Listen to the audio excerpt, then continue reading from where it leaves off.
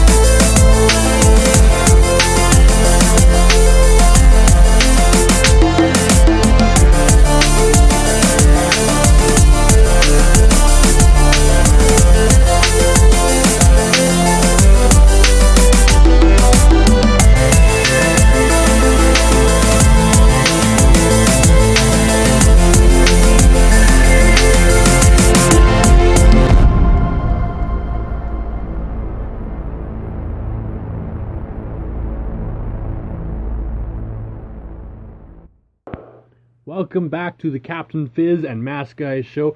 I am Captain Fizz. And of course, I am El Hombre Loco Enmascarado, better known as that mask guy, and I think we need to fire the producer. Yes, we need to fire the producer. He went off and he cut off my beginning. He goes off, he gives me the finger to tell me to go, and then doesn't push the on button. Well, the producer's already been fired. I sent him to the 7th moon of thunder. 6th moon of thunder. Yeah, that's where we send all the rejects. Yes, right. The rejects. So tonight we are going to hop the train and we are going to go back in time to 1996. It was a beautiful year. I was in school and I ran to the store for my very first Pokemon card. Gotta catch them all, Pokemon. Yeah. It was also the year the Red and Blue came out. 1996 obviously was a wonderful year for us Pokemon lovers. Schoolyards were filled with kids screaming and yelling and fighting, all for that one last card to complete the set that they believed that they should have. I remember 4 fights in one day, but that's besides the point. We've had a long history of Pokemon. You and I have both, followed a lot of it up until recent years. And, they have made an announcement that I will get to after I go through the years of the Pokemon. All right. Hit me with it. 1996, Red and Blue comes out. The start of a journey, of an era. Then, 2 years later, 1998. Pokemon Stadium. I remember playing that game, N64, curled up on the floor, blankets, pillows everywhere, big bottle of soda in front of me, and not a care in the world. Honestly, it feels like not much has changed. Except for the fact I have 2 bottles of soda now. One for each hand, don't you? One for each hand. And then in the same year, Pokemon Yellow came out, which was a huge thing for me because Pikachu. Absolutely, Pikachu. The star of the franchise, really. Yeah, that's okay. I was a big fan of Jigglypuff. Okay, well, we'll discuss our favorite Pokemon later on. Yes, and so 1999 was the Pokemon Snap, which you reminded me about. Yeah, absolutely. That was a game where you were on a safari to try to take pictures of the Pokemon, and you would get big points if you caught pictures of specific scenes, kind of like the Slowpoke, getting bit on the tail and becoming Slowking. So you got huge points for that, and so that was particularly one of my favorite games, at least for the 64. Yeah, I was a big fan of the Stadium as well. Yeah, Pokemon Stadium was really good as well, and it was a unique aspect of the Pokemon. It took it into a different way. The one that really I loved came out in also in '99, which was Pokemon Pinball. I was never into that one. I love the pinball games, and Pokemon was the big crave. And it was just it called to me. Also in the same year, So the big 1999 was a huge Pokemon year. Yeah, we're not going to talk about Star Wars. I told you this before we went on the show. I told the producers we weren't going to talk about this, and you went off and you had to bring it up. I fired the producers. That's why you end up talking about it, because you fired the producers. Then they fired me. So in the same year we had Maybe Pokemon... we need to hire some producers, never mind. Nah, I'll fire them too. So Pokemon Gold and Silver. Which honestly, it was good but bad. They took Pokemon in a different direction, and it took a while for us, younger, older, whatever you want to call us, kids, to adapt to them. Ash was gone. It was a whole different aspect, and it was kind of weird. Yeah, I remember. I didn't actually get that far in that series. I think I bought my wife Gold and I had Silver, and I started playing it for a while. And there was it felt really convoluted to me, because there was like the Pokemon nursery where you could have Pokemon eggs, and everything like that. It kind of got boring to me. That Pokemon nursery was a nightmare to me, because I kept forgetting I had eggs in the nursery. But, my wife, she continued to go off and to play the game, and she told me that I think it was actually the end boss is actually Ash. I don't know if you ever made it to the very end of that, but apparently... No. I kept getting frustrated with I can't find the nursery. I left my egg in the nursery, and I can't find where the nursery went. But yeah, apparently Ash is like one of the end bosses in the game, which I thought was kind of interesting. It's definitely a throwback to, the original, games, and I don't know, something just strange about a little boy running away from home with, meeting up with an old man and all these people along the road. It just, something screamed out foul to me, but I loved the game, and I loved collecting cards. But that was kind of the thing about Pokemon, though. I mean, there are all these Pokemon trainers, these young kids, when they turn like 12, 13 years old, they were suddenly say, here's a Pokemon, go out and you'll see the world. Yeah, and of course you had to pick between Squirtle, Bulbasaur, and Charmander. And because I never differed, I was always choosing Bulbasaur, and I always lost really quickly. See, and I think when I first played the game, I chose Bulbasaur.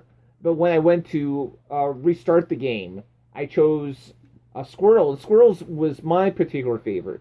And part of the reason why I picked Squirtle was the first dungeon boss in there is Brock. And Brock has rock Pokemon. And water Pokemon are particularly strong against rock Pokemon, so that was the easiest way to get started in the game. Yeah, but see, the Squirtle did not have sunglasses. It did not look cool, so I chose... You're going off and you're basing it off the silly cartoon series with Team Rocket. But you know what? That silly cartoon series was probably by far the best part of Pokemon that ever was. Oh, it went off, I think it really led itself to, the games, and helped to actually advertise the games, because I think there was a lot of people who didn't know who some of these Pokemon were until they saw on TV, and then when they went to play the game, they wanted to get those Pokemon. They wanted Pikachu, they wanted Bulbasaur, they wanted Jigglypuff, they wanted all these Pokemon they saw. For the life of me, I really got tired of the Caterpie. Yeah, you used to get tons of Caterpie and Weedles. Yeah, no kidding. Those stupid Weedles, all they know how to do is harden. Yeah, butters. Oh, you just had to keep putting them out, because every time you put them out to fight, they'd gain some points, and eventually they turn into those butterfly things. Oh, yeah, just like the stupid Magikarp. You know how long it took me to evolve my Magikarp? Up until, what was it, that dragon one? Gyarados. Gyarados. Yes. Yeah. How do you not know this? I haven't played Pokemon in a long time. Like I said, we're going to have a Pokemon battle, and you're probably going to win. Probably not. Because I like Jigglypuff, and Jigglypuff is useless. Going back towards Pokemon Stadium, I love that, because what you could do is you could take Pokemon Blue and Red, and you could actually put your cartridge in there, and you could actually use the Pokemon that you had trained in the dungeons, which I thought was really cool. So I was able to take like my Mewtwo and my other characters are like over level 70 and completely destroy all the computer characters on the game. Yeah. So the year 2000 was Pokemon Stadium 2, which I don't have much experience on. I played the first one, a lot, but I did not play the second one. To be honest, until I saw the list, I did not even know a second one existed. So that's kind of sad. I remember hearing about it, but I think by the time it came out, I was just completely disenfranchised with the whole Pokemon. Well, once they started changing the systems and what they were on, and I kind of stopped paying attention, but I've always had a soft heart for, Pokemon and all that.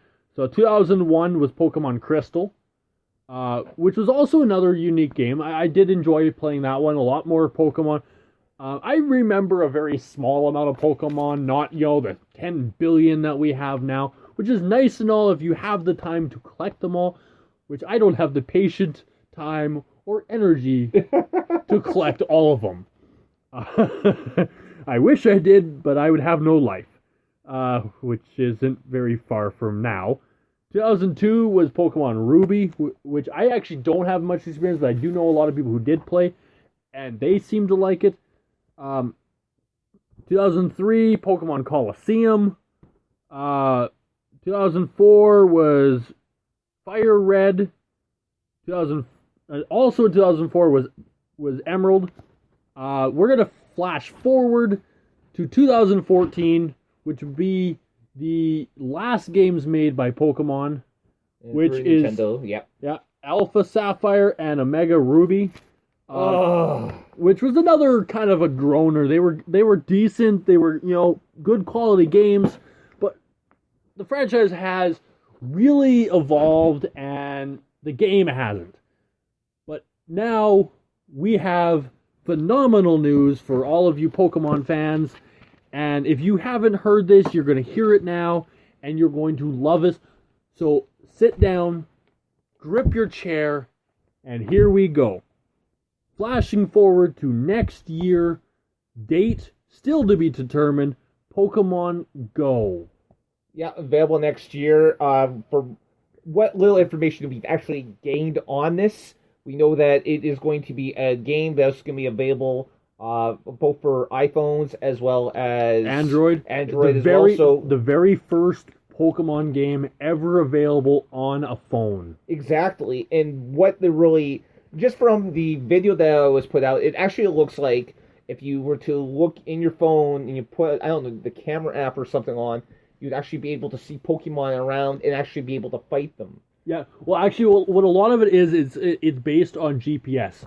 Yeah. So it's kind of like cache coding and different things. It tells you where a Pokemon is, and it's up to you to go there, to go find it. It's on your phone. You can battle with people. You can... you can actually team up with each other. Yeah, there's like special events. If you watch the video itself, there's actually, you see a ton of people coming together in what appears to be Times Square in New York to fight Mewtwo. Yeah. Which looked awesome. Yeah. Absolutely. This is by far probably one of the best games that we have seen in a very long time. It's going to encourage people to get out. It's going to encourage people to get to know people, to talk to people, real life trading, real life talking, battles. You can find the Pokemon. So you get to see new sites. You get to see different things. I guarantee there's probably going to be a lot of trespassing and arguments, but that's besides the point. I think this is going to be quite an interesting thing. The game itself is going to be free. But along the lines of a lot of these free games, there will be a lot of content you can buy in the game.